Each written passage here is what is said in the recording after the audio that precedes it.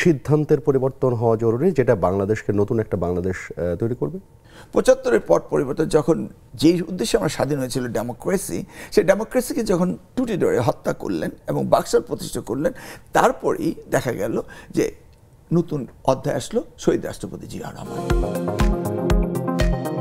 সময় এসেছে যে এই জেনারেশন জি বা যে তরুণ প্রজন্ম, এই তরুণ প্রজন্মের যে মানসিক গতি প্রকৃতি, সেটা বুঝে আসলে রাজনৈতিক দলগুলোর এবং রাজনৈতিক নেতৃত্বগুলোর সিদ্ধান্তের পরিবর্তন হওয়া জরুরি, যেটা বাংলাদেশকে নতুন একটা বাংলাদেশ তৈরি করবে।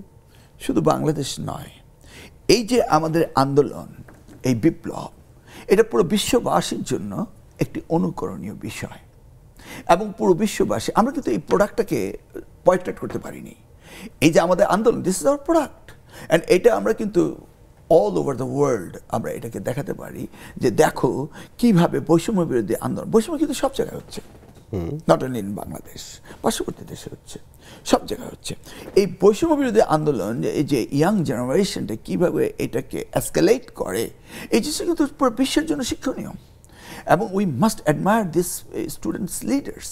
আপনি দেখুন আমাদের দেশে 1971-এ একজনের নেতৃত্ব দিয়ে তিনি একটি পর্যায়ে নেতা হয়েছিলেন, শেখ মুজিবুর রহমান।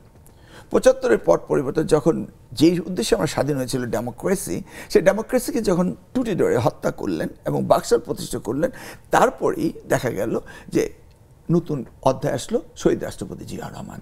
ইনি এসে বহুদলীয় গণতন্ত্র, সংবাদপত্রের স্বাধীনতা এবং ডেমোক্রেসিকে তুলে ধরার জন্য উনি আপ্রাণ চেষ্টা করলেন এবং পিপল অ্যাকসেপ্টেড দ্যাট।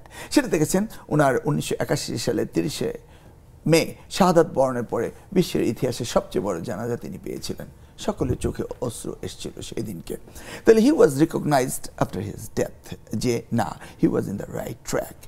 তারপরে দেখুন আমরাই বিএনপি ছিলাম, যে কোনো অবস্থার পট পরিবর্তনে এরশাদ ক্ষমতাকে কুক্ষিগত করার জন্য একটি অপচেষ্টা করেছে। তাহলে ফার্স্ট আওয়ামী লীগের হিরো হিসাবে শেখ মুজিবুর রহমান আওয়ামী লীগকে প্রতিষ্ঠিত করে গেল।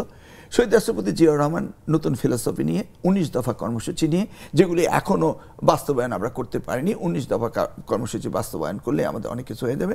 শহীদ রাষ্ট্রপতি জিয়াউর রহমান একটি দলকে প্রতিষ্ঠা করলেন, যেটা দার্শনিকভাবে একটি প্রতিষ্ঠিত দল, যেটা কখনো মরবে না এবং এটা যতই দিন যাবে ততই এটা ডেভেলপ করবে।